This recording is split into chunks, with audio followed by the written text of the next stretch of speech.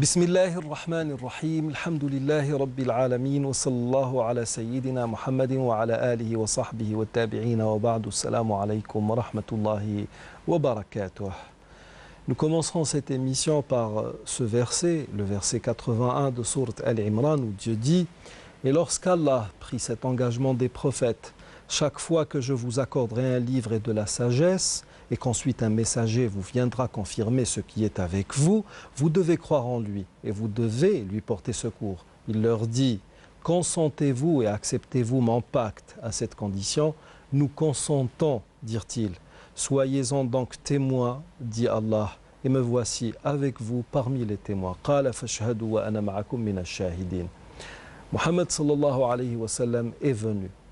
Et ce verset démontre qu'avant même sa venue, les prophètes alayhi salam, qui ont eu vent de sa venue, étaient déjà avec lui, le soutenaient et ont justement annoncé sa venue.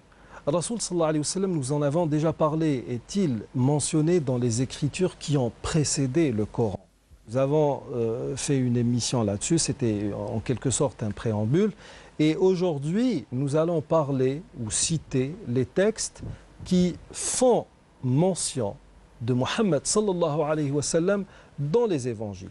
Je dis cela selon les musulmans parce que ce que nous pourrions dire pourrait ne pas être admis justement par les chrétiens. Et puis, ce type d'émission a une vocation bien déterminée. Le but n'est pas de discréditer l'autre. Le but, comme nous le dira Dr Shiban, est tout autre. Et nous avons justement le plaisir d'avoir aujourd'hui encore une fois Dr Shiban et Monsieur Boujnoun. Alors, docteur, pourquoi ce type d'émission? Cherchons-nous la polémique? Cherchons-nous... Non, nous avons, comme le verset que vous venez de citer, de Sourate Al-Imran, la troisième sourate, oui. Le verset 81, Dieu nous dit qu'il a pris l'engagement des prophètes, donc avant le renvoi, oui, de se confirmer les uns après les autres. Et pour le croyant, pour l'être musulman également, en général, bien, le fait qu'il y ait eu des prophètes, c'est il est conforté un peu dans sa foi. Oui. Il n'y a pas eu un seul homme à la Mecque qui est venu et qui a dit Dieu m'a parlé ou Dieu m'a révélé. Donc il y a eu des révélations antérieures. C'est déjà un élément très important dans la foi du musulman. Et dans la sourate Al-Baqarah, le dernier verset de sourate Al-Baqarah, où il est question de la foi du prophète et des croyants, il est précisément, explicitement indiqué que la foi incluait et la foi en Dieu, aux anges, aux livres et aux prophètes. Sans distinction aucune. Sans distinction aucune. Donc, dans la compréhension même du texte coranique, ce verset et beaucoup d'autres versets dans le Coran, comme sur l'Araf, comme vous avez également, comme nous pourrons citer tout à l'heure, il est question de mention du prophète Mohammed sallallahu alayhi wa sallam dans les Écritures. Oui. Alors la lecture de la Bible, tant du l'Ancien Testament que du Nouveau Testament, pour le croyant qui veut un peu s'instruire, ce n'est pas pour tous les croyants qui auraient le loisir et la possibilité de faire une lecture assidue et je dirais compétente. Surtout compétente. Voilà, et cela demande un certain nombre de moyens et de temps, mais pour cela, eh bien, il est nécessaire pour comprendre le Coran lui-même de voir à quoi peuvent se référer ces versets coraniques. Oui.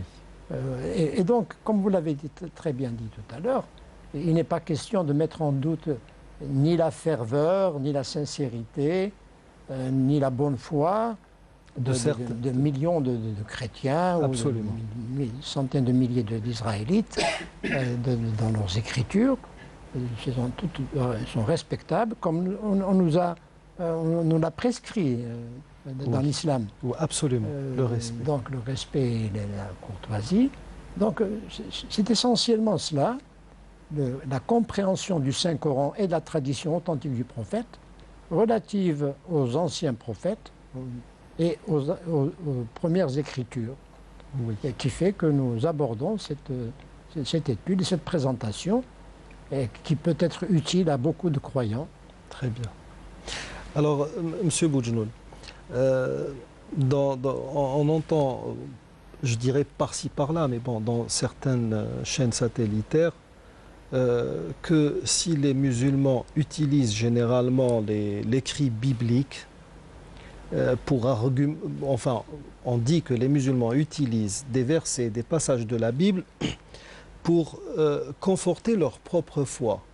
Alors, qu'en est-il réellement? Quand j'utilise par exemple un verset biblique qui pourrait faire allusion, ou il pourrait, ou peut-être qu'il s'agit du prophète alayhi salatu wassalam, ceci minimise-t-il le Coran?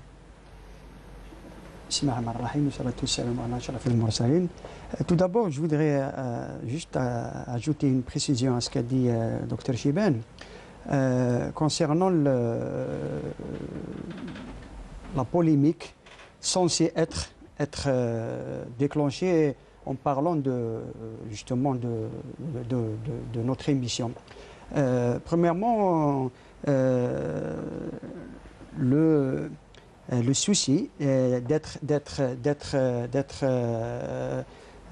poli et courtois dans nos discussions avec les chrétiens et les juifs nous a été enseigné par le Coran et par le prophète sallallahu alayhi wa sallam qui dit dans un hadith, en parlant justement des textes juifs et chrétiens,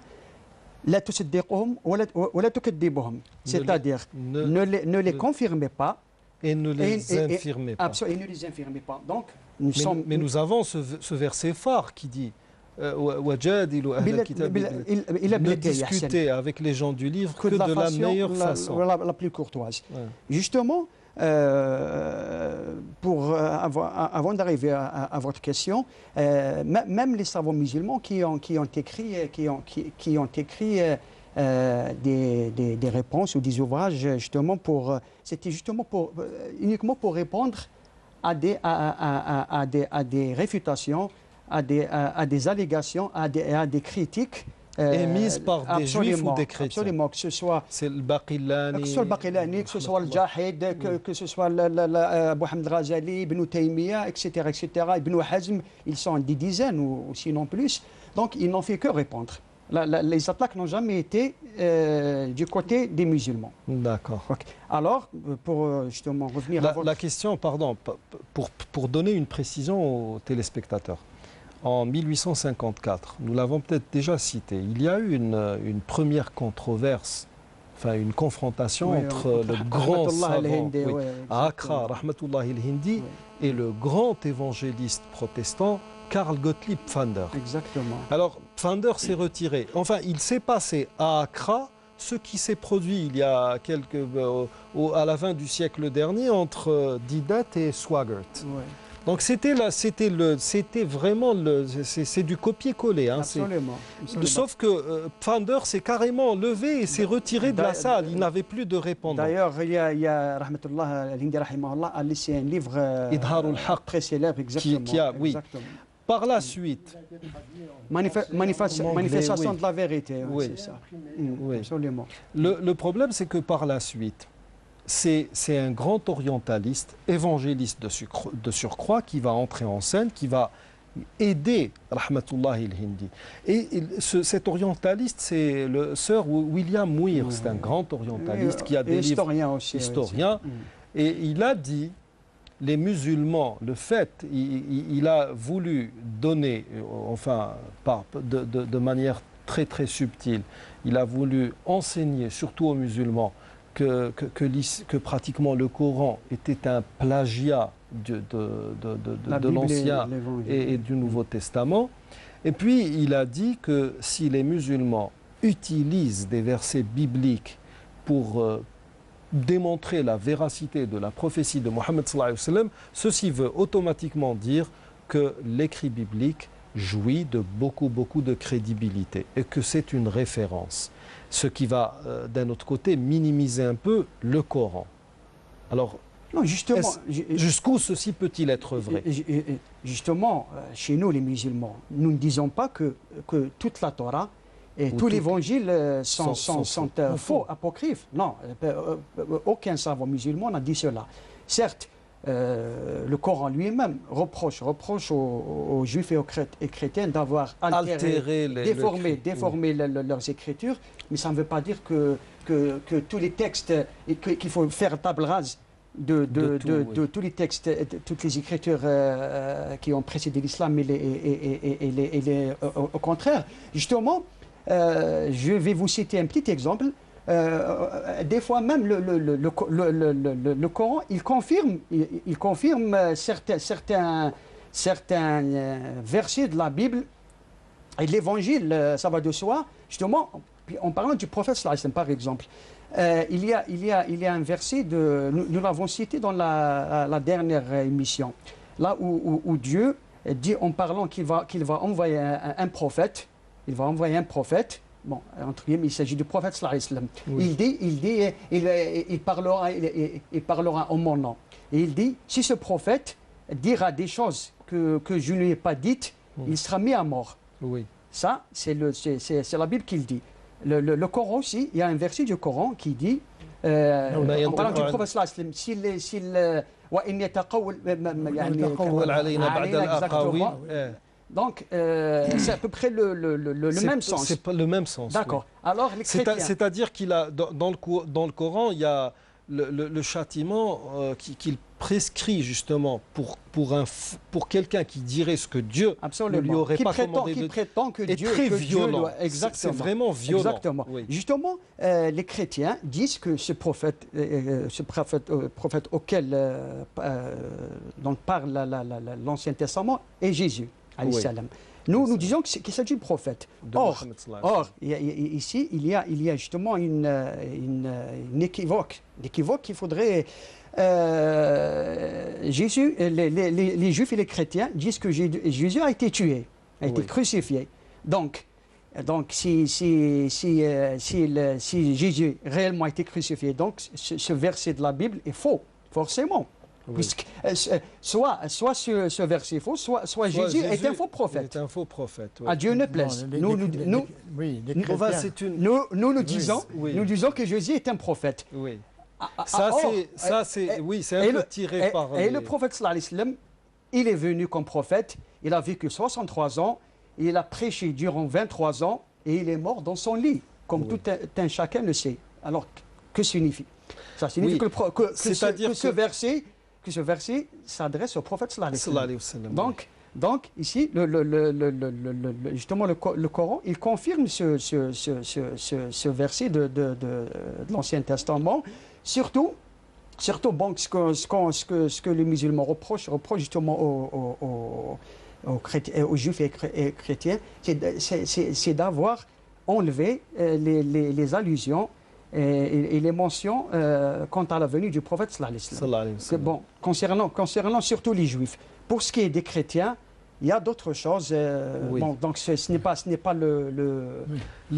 qu'a dit M. Boudjnoun, Dr Shiban, c'est rejoint à peu près, c'est une logique justement qu'on remarque chez certains doctes, certains érudits juifs et chrétiens dans leur manière de vouloir jeter le discrédit sur le Coran. Nous avons par exemple, je ne sais pas, ce sont là des questions pièges pratiquement comme ce fut le cas avec Jean Damascène, Yohanna Dimashqi, dans cette fameuse histoire de la création du Coran. C'est lui qui a lancé toute la polémique. Mais bien sûr, il ne faut pas prendre les textes, les malaxer, les tordre pour faire sortir ce que l'on veut.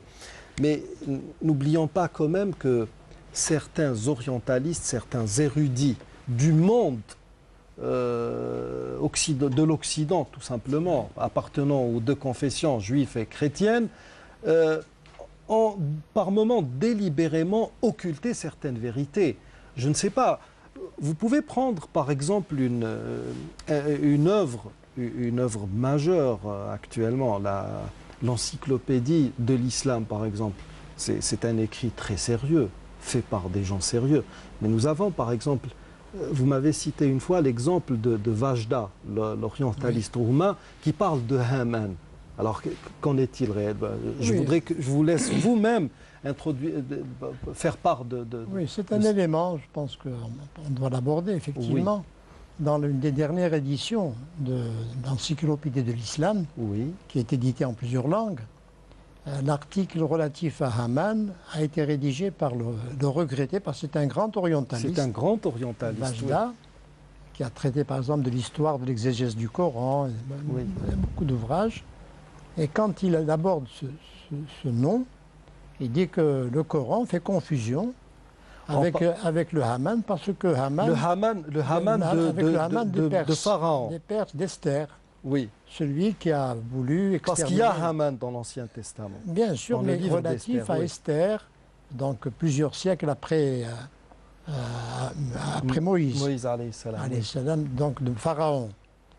Il dit qu'il y a, dans la Bible, on ne cite pas du tout de Haman dans l'histoire pharaonique, ni dans l'histoire de Moïse. D'autant plus que lui-même est juif, d'origine juive, et selon mes recherches... Vajda est israélite, oui. Mais enfin... Et pour eux, ils connaissent bien Haman. Ils sont censés être dépositaires de toute la tradition judaïque, même l'histoire de Moïse. Sans doute. Donc eux n'ont pas Haman dans l'histoire de Pharaon. Pas dans la Bible. Il est dans le Coran. Ni dans leur tradition juive. Oui. Haman du Pharaon. Or, là, dans un ouvrage écrit par le regretté, le docteur Maurice Bucaille, Moïse et Pharaon, il y a un bon petit chapitre sur le personnage de Haman qui, grâce à des restes d'hiéroglyphes du début du XXe siècle, découverts au début du XXe siècle, on a découvert qu'il y avait effectivement un personnage dans l'entourage de Haman et qui était le chef des carrières, le chef l'ingénieur en chef en quelque sorte. Et nous avons un verset, Ibn Ili Sarhan. C'est à lui que Pharaon a ordonné de construire un édifice pour s'élever et essayer de voir le... Voilà, et en précisant la chose suivante, c'est que les hiéroglyphes étaient devenus illisibles et non comprises et non transmises à partir du IIIe siècle de l'ère chrétienne. Il a fallu attendre Champollion. Pratiquement le XIXe siècle, pour commencer à lire et à comprendre déchiffrer mais effectivement, et que ça c'était un empereur chrétien qui avait interdit les temples idolâtres au niveau de l'Empire de ce temps-là, et qui comprenait également l'Égypte. Donc les temples qui pourraient donner la continuité, la transmission de la lecture des hiéroglyphes, s'était arrêté. Et là, c'est important de le signaler. Je dis donc pour Haman, effectivement, avant cette étude des égyptologues du début du XXe siècle, on ne savait pas qu'il existait. Et maintenant, on sait qu'effectivement, il y a un personnage. Mais là, effectivement, dans beaucoup d'articles de l'Encyclopédie de l'Islam, il y a des études très importantes, très sérieuses, mais il y a certaines qui méritent d'être rectifiées à la faveur des découvertes et des recherches scientifiques tout à fait récentes. Je pense que même Haman, c'était à consonance égyptienne, et nous avons Amon aussi, qui est presque de la même racine. Oui. Mais bon, il n'en demeure pas moins que Haman, le personnage de l'histoire même, du récit même de Moïse et de Pharaon, a bel et bien existé. Sans oublier que nous sommes là face à l'une des civilisations les mieux documentées de l'histoire. Tout est écrit sur les murs. Donc, alors, nous avons déjà cité, entre autres, traces, entre guillemets, du prophète Mohammed sallallahu alayhi wa sallam dans les évangiles. Bon, je voudrais juste rappeler, enfin, une petite précision à nos téléspectateurs. quand on parle de la Bible chrétienne, on peut dire Nouveau Testament, parce qu'il y a l'Ancien qui est la Bible juive, et ce Nouveau Testament est formé essentiellement des 4 évangiles canoniques et d'un certain nombre, il y a beaucoup de livres additifs. Mais il y a, nous l'avons déjà dit, il y a eu d'autres évangiles qui ont été décrétés par Irénée de Lyon comme étant des apocryphes. Et puis suite, il y a eu beaucoup de conciles justement dans ce sens. Nous avons déjà cité l'évangile de Barnabé qui est un apocryphe. Bon, l'Église le rejette dans sa globalité. Mais apocryphe ne veut pas dire mensonger. Oui, bien sûr. Qu'il faut cacher. Oui, bien sûr. C'était l'Église demandait de au cacher. concile de Nicée en 325, on a ordonné que ce livre soit brûlé, carrément. Bon. On n'a laissé que les quatre évangiles. Voilà. Sauf que par la suite, les découvertes scientifiques ont justement fait rejaillir ou ressortir d'autres évangiles. L'évangile de Judas est le plus authentique actuellement parce qu'il a été fait, on a procédé à une datation en carbone 14 à San Francisco, à Genève, etc. Il s'avère que c'est un évangile qui est beaucoup plus ancien. D'autant plus qu'il a été écrit par un apôtre de Jésus. Oui. Voilà, et il donne une version de la trahison de Judas qui n'est pas la même que celle reconnue par l'Église officielle. Et qui est plus compatible avec le statut d'apôtre de Sinaï. Absolument, oui. Ça fait de Judas un apôtre à part entière. Donc, nous nous retrouvons pratiquement, ne serait-ce que pour les besoins de l'émission, pour rester dans une certaine objectivité. Nous allons donc mettre de côté l'évangile de Barnabé. Nous avons d'autres traces du prophète sallallahu alayhi wa sallam dans les évangiles canoniques. Quel exemple pourriez-vous me donner, là, à vif, comme ça? Par exemple, nous avons parlé la dernière fois de la pierre d'angle. La pierre d'angle, justement, c'est dans Matthieu. Jésus, alayhi salam, il dit la pierre que les bâtisseurs avaient rejetée est devenue la pierre principale. Cela vient du Seigneur. Pour nous, c'est une merveille. C'est pourquoi, je vous le déclare, le royaume vous sera enlevé, c'est-à-dire aux enfants d'Israël, pour être confié à un peuple qui en produira les fruits. Alors, nous avons fait la dernière fois le rapport avec le hadith du prophète sallallahu alayhi wa sallam, qui dit... Mon exemple, par rapport à celui des autres prophètes, est comme celui d'un homme qui a construit une belle demeure, mais à laquelle manquait une brique, une pierre d'angle, voilà, dans un angle. Une pierre angulaire, pas n'importe quelle pierre. Absolument. Et il a dit, toutes les personnes qui visitaient cette demeure disaient... Était en émoi devant sa beauté, sauf elle sera très belle s'il ne manquait pas cette pierre d'angle. Et il dit, cette pierre, c'est moi qui l'ai comblée, car c'est moi le dernier des prophètes. Nous avons aussi d'autres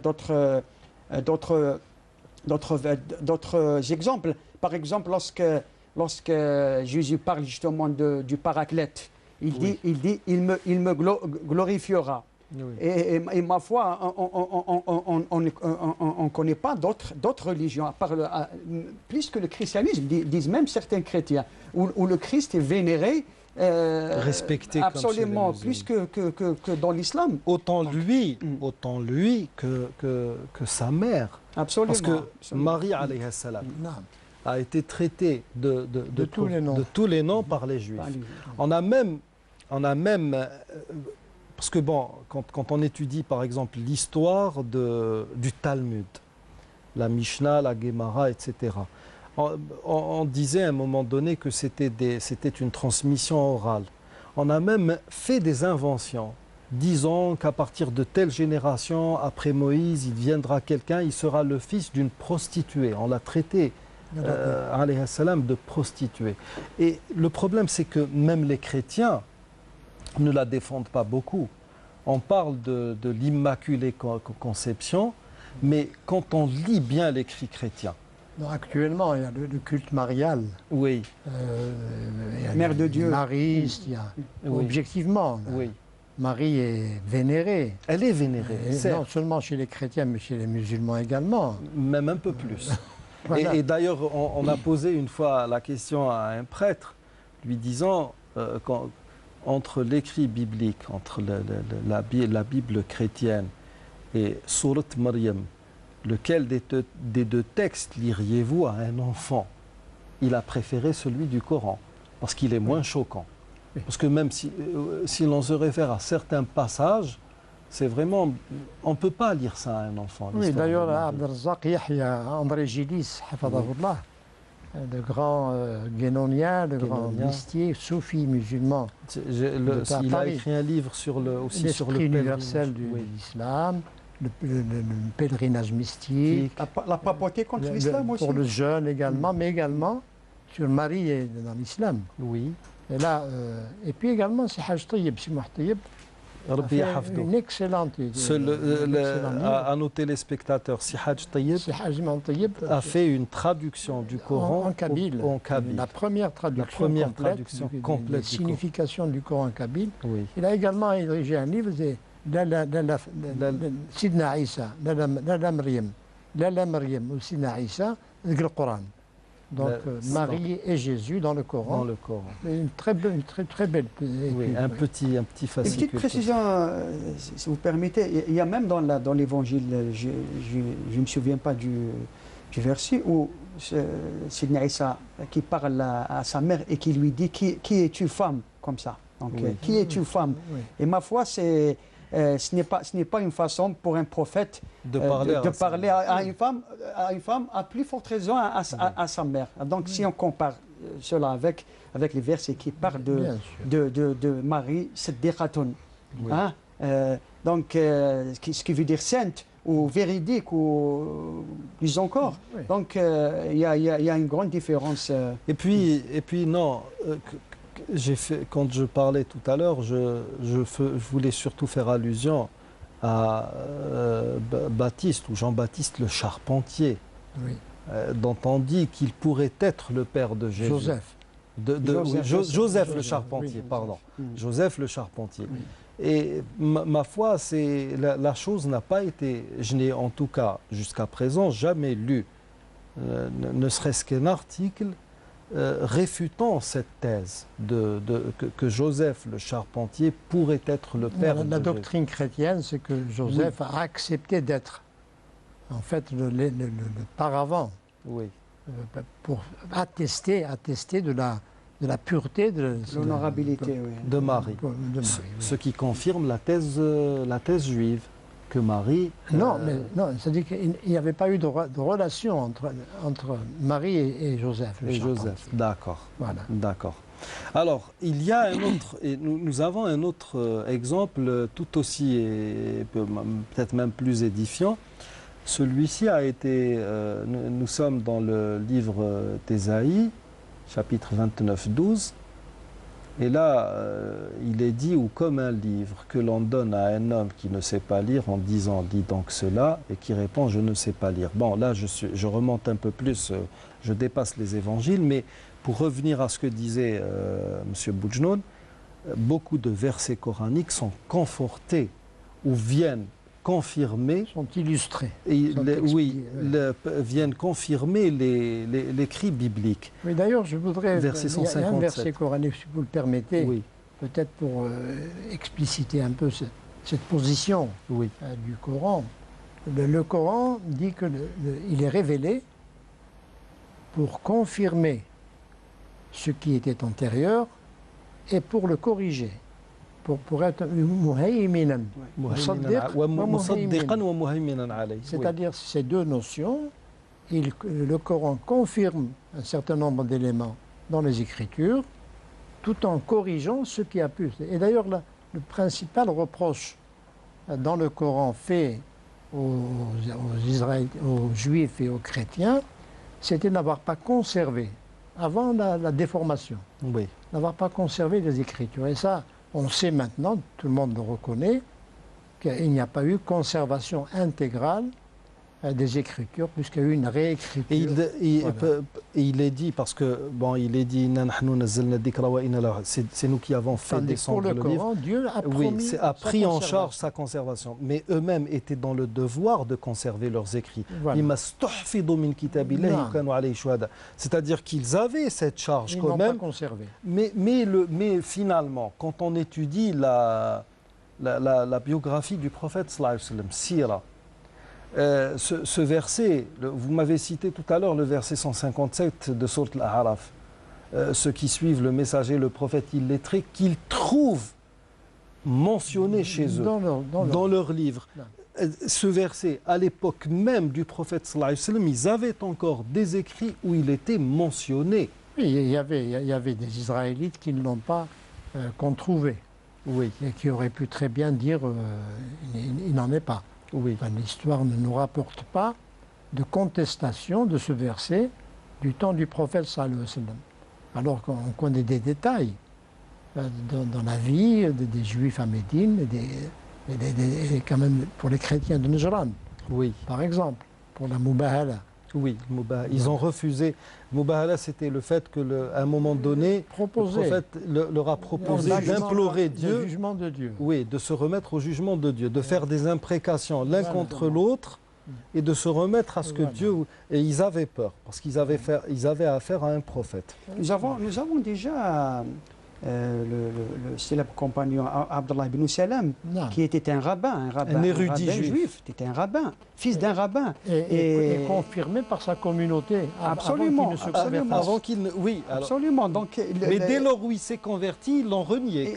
Non, mais c'est lui qui raconte. Il dit lorsque j'ai entendu dire que Mohammed sallallahu alayhi wa sallam est arrivé à Médine, il dit j'étais parmi ceux qui étaient à sa rencontre. Oui. Alors il dit dès que je l'ai vu, j'ai reconnu en lui les traits et les caractéristiques d'un prophète. De la prophétie. Absolument, et de la prophétie. Et il a cité certaines caractéristiques qui sont mentionnées justement dans la Torah. C'est à peu près la même chose qui s'est produite avec le rabbin Bahira, qui a vu des signes en invitant les Mécois chez lui. C'était un arabe. C'était un moine. Un moine chrétien. Rahib Bahira. Les Arabes avaient l'habitude d'emprunter un chemin pour aller à la région du Cham, en Syrie, et ils passaient près de son monastère. Alors qu'il ne les avait jamais invités et qu'il était assez dur comme personnage, il était plutôt froid avec eux. Ce jour-là, il les a invités, il a invité tout le monde à venir partager son repas, etc. Et on lui a même fait la remarque, toi qui es d'habitude si froid, si distant, qu'est-ce qui te prend? Oui, il n'a pas parlé, mais lui, il avait remarqué un nuage, il avait remarqué et puis des signes qui disaient que le dernier des messagers, que le messager tant attendu était là. Dans Sirat ibn Hisham, et c'est rapporté aussi dans Rawd al-Unuf de Suhayli, on fait mention aussi de 4 personnages qui seraient venus chez Bahira Rahib qui avaient dans le but de tuer carrément le prophète alayhi salam. C'est-à-dire qu'en plus même des écrits ou des signes que ces gens-là avaient dans leurs livres, il y avait aussi des signes astrologiques pratiquement. On se fiait à certaines...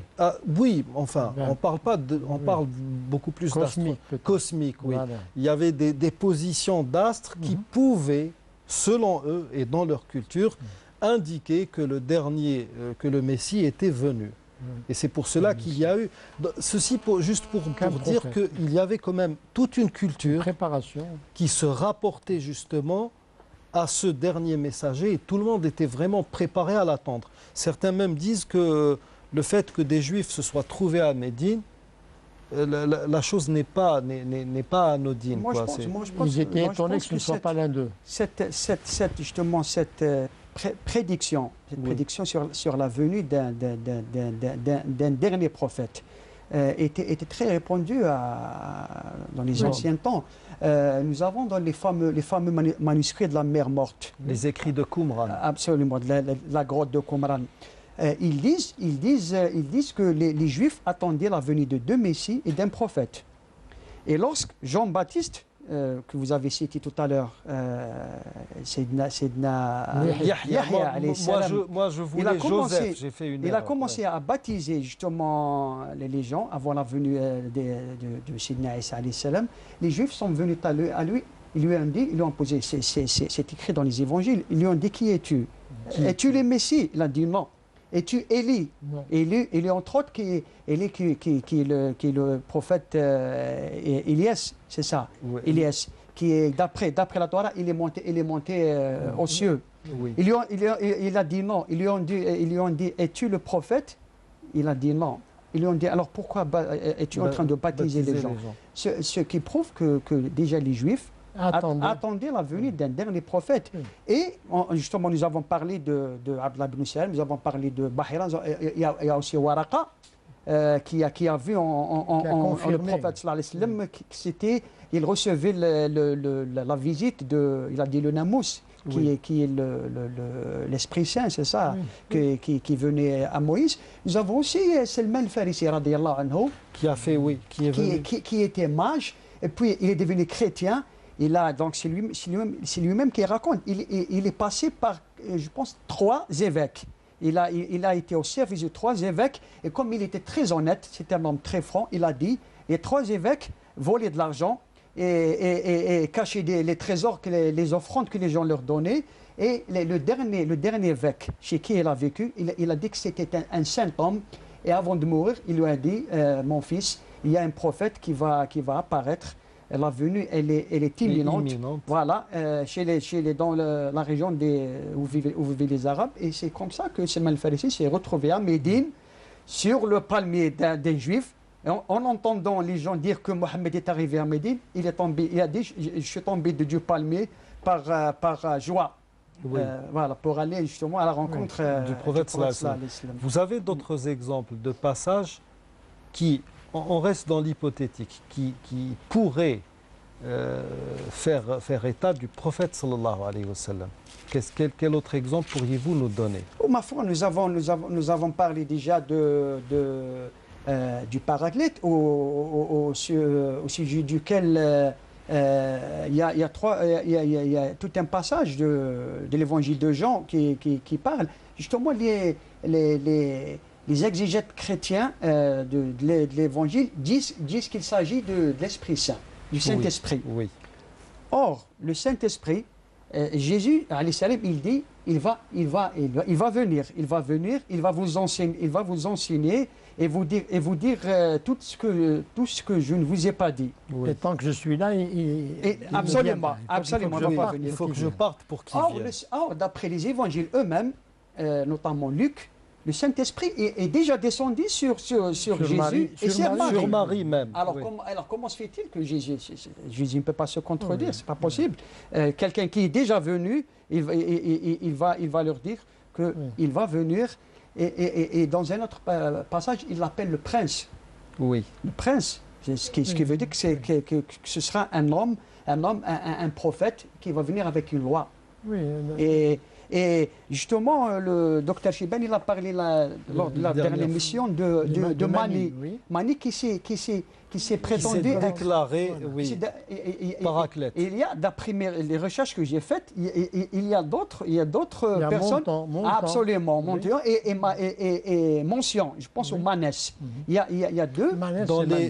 Dans les Manès, normalement, c'est Mani, parce que dans l'encyclopédie Migne, on parle de Manès aussi. Oui, on parle de Manès et on parle en même temps, on lui associe le manichéisme. Voilà, donc c'est Mani. C'est le fondateur du manichéisme. Oui. Et les Montan, oui. voilà, il a été accusé d'être un hérétique. Il s'est présenté comme il a été présenté par ses disciples. Absolument. Ses disciples qui ont vu en lui le Paraclète. Absolument. Et ses disciples, ils sont restés jusqu'au Moyen-Âge. Presque au Moyen-Âge, ils existaient encore. Nous sommes là face à deux groupes religieux qui devaient forcément compter parmi eux des apologistes, de parfaits connaisseurs de l'écrit biblique quand même. Des gens qui connaissent la Bible mieux que moi et qui étaient conscients. Normalement, si je place la chose, si je puis me permettre d'analyser la chose sous un angle purement historique, c'était normalement leur connaissance disait que ce fameux Paraclète n'excluait pas la personnification. Ce n'était pas une entité abstraite ou bien d'essence purement divine, comme c'est le cas du Saint-Esprit faisant partie de la fameuse Sainte Trinité. Sainte Trinité, voilà. Absolument. Donc, avons-nous, mis à part l'exemple que vous venez de citer, et qui est le passage annonçant la venue du Paraclet, nous avons dans l'évangile de Matthieu, chapitre 7, verset 15, cette mise en garde de Jésus, alayhi salam. Gardez-vous des faux prophètes. Ils viennent à vous en vêtements de brebis, mais au-dedans, ce sont des loups ravisseurs. Vous les reconnaîtrez. On emploie le futur. Vous les reconnaîtrez à leurs fruits. Alors, quel intérêt y aurait-il eu de mettre en garde contre des faux prophètes si il n'y avait pas, on n'attendait pas à cette époque-ci, la venue d'un prophète? Oui, Sayyidina Mohammed alayhi salatu wassalam, sa foi, et puis elle a été confirmée par toute sa vie. Dieu l'a conservé, il l'a préservé de toutes les atteintes ou les tentatives de l'éliminer. Oui. Dans les évangiles, il est question, comme l'a dit le Dr Boujnoun, de faux prophètes qui seraient mis à mort. Oui. Le prophète sallallahu alayhi wa sallam, comme vous l'avez dit, est mort dans son lit. Dans son lit, oui. Et il y a indéniablement, dans la suite d'ailleurs, les versets relatifs à Mohammed sallallahu alayhi wa sallam dans les évangiles sont multiples, Oui. pour un lecteur musulman. Oui. On pourrait y revenir et peut-être les synthétiser pour qu'ils soient mémorisés par ceux qui s'intéressent. Mais outre la préservation de Mohammed sallallahu alayhi wa sallam, et que lui-même a dit à ses gardes de partir, qu'il n'avait pas besoin d'eux, Oui. Dieu le gardait, donc On a qui justement démontre sa sincérité, Oui. parce que c'est cela. Et sa foi, sa propre foi Voilà. en Dieu et en sa mission. Voilà. aussi. Sa confiance aussi. Le fait de voir dans le Donc, Coran, parce que c'est cela également un élément important, que de plus en plus, pratiquement chaque jour, on peut le dire, il y a des observations qui montrent que tant la parole de Dieu dans le Coran que la parole du prophète authentifié, eh bien, ne contient pas de contre-vérité, Oui. ni historique, ni relatif au monde visible, Oui. ni au monde rationnel. Et ceci, à mon sens, devrait intégrer pour le lecteur de la Bible, tant dans l'Ancien Testament que le Nouveau Testament, la véracité, hein, la vérité plus exactement, des versets coraniques relatifs à ces écritures et aux différentes mentions qui ont été faites de Mohammed sallallahu alayhi wa sallam. Pardon, je voudrais justement ajouter quelque chose à votre question. Certains chrétiens, malheureusement, qui sont un peu agressifs, en parlant des faux prophètes, ils disent ils font allusion au prophète sallallahu alayhi wa sallam. Oui. Forcément. Même des papes, Innocent III l'a dit, c'est le faux prophète, c'est l'antéchrist. Absolument. Oui. Or, moi je me pose une question. Un faux prophète, surtout contre lequel Jésus alayhi salam met en garde, est-ce qu'il peut glorifier Jésus? Est-ce qu'il peut dire que Jésus alayhi salam va revenir? C'est la parousie, la fameuse.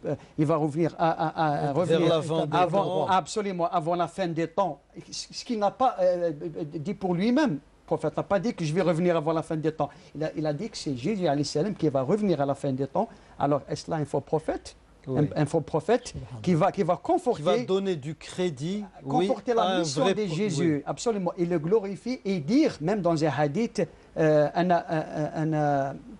ne me souviens pas bien du hadith, il dit أنا أولى بابن مريم il n'y a pas ليس بيني وبينه نبي يعني voilà. Il n'y a pas entre moi et Jésus fils de Marie de prophète, un exactement. prophète, oui. C'est un hadith qui dit nous les prophètes sommes les frères d'un même père et de plusieurs mères.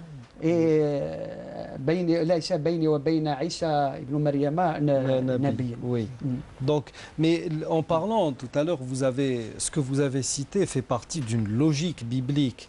En parlant des faux prophètes, justement, la Bible elle-même nous dit qu'il est inadmissible qu'un faux prophète puisse voir son œuvre couronnée de succès aussi. Non. Ça aussi, c'est une logique biblique. Bien sûr. Alors là, il y a un problème d'objectivité.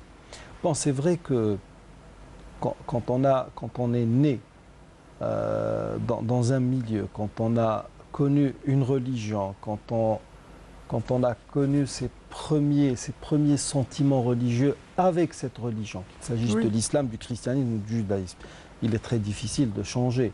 Oui. Nous-mêmes qui sommes musulmans, et ça c'est humain, je me pose par moments la question, imaginons qu'un jour quelqu'un vienne me démontrer par A plus B que l'islam est une fausse religion. Y aurait-il un semblant de chance pour que je puisse me rétracter, me retourner? Je pense que non. Parce que, non, je pense que humainement, pardon, ce que je veux dire, c'est que humainement, avant même de donner à l'esprit et au raisonnement toute l'attitude, humainement, je ne peux pas changer de religion. Je ne demande pas donc à l'autre de le faire. Il y en a qui changent. Oui, il y en a qui changent, malheureusement.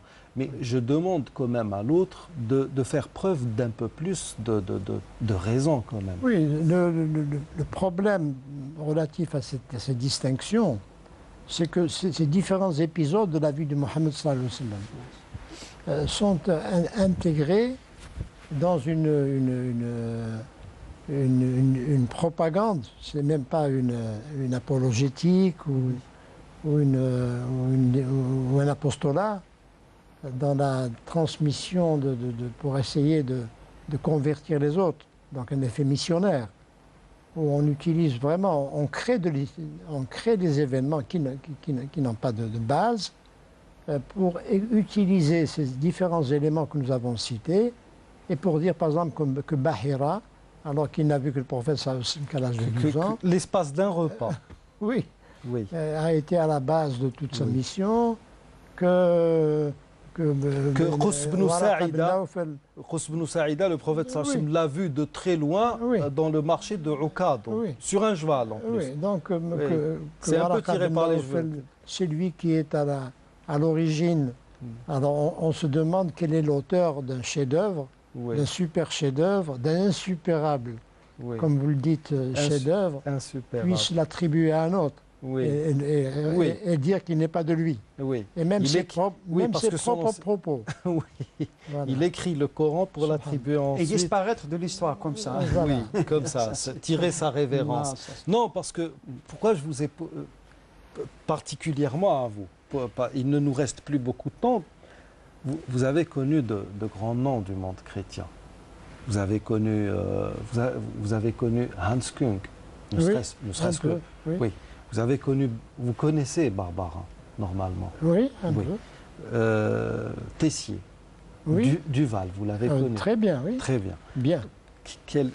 Comment ces gens-là voient-ils l'islam? Parce qu'il y a beaucoup de mystères et de faiblesses dans l'écrit biblique.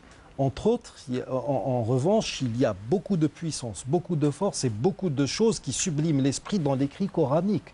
C'est indéniable. Oui. Donc on ne demande pas aux autres de rallier la cause de devenez musulmans, sinon je ne discute pas avec vous. Oui. Mais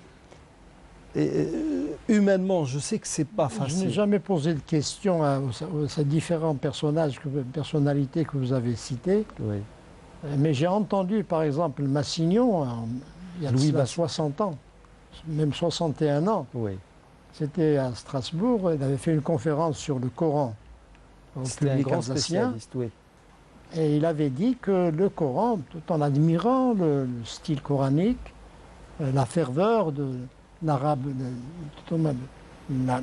la force émotive que dégager qui se trouve dans certaines sourates du Coran, au point que à un moment donné, il a été condamné à mort, je crois qu'on l'a cité une fois, pendant la Première Guerre mondiale.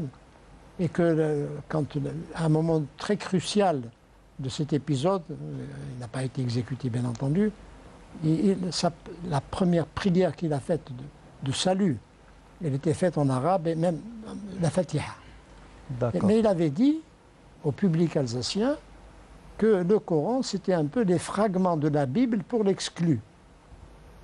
Il était sincère, je ne doute pas de sa sincérité, mais comme vous dites, sa formation, son éducation, son histoire, elle n'a pas pu le libérer de l'objectivité et étudier le Coran, point d'arrivée. Nous avons cité la dernière fois pour l'eau. Oui. Et puis, mais par exemple, dans la traduction de Jacques Berck, oui, qui est une très bonne traduction, d'une très grande sincérité, d'une très grande honnêteté intellectuelle, oui. Ben, il avait dit Anzalna ou Anzalna al-ma'a. Nous avons fait descendre. Anzalna ma'a. Anzalna ma'a. Oui. Il a dit nous faisons tomber. Tomber. Pas nous avons fait tomber. Oui. Et nous avons vu l'idée que l'on peut retirer du fait que du mot Anzalna. Voilà. D'ailleurs, je signale que le dernier numéro de la revue Al-Ilm al-Iman, qui paraît à Sétif, oui.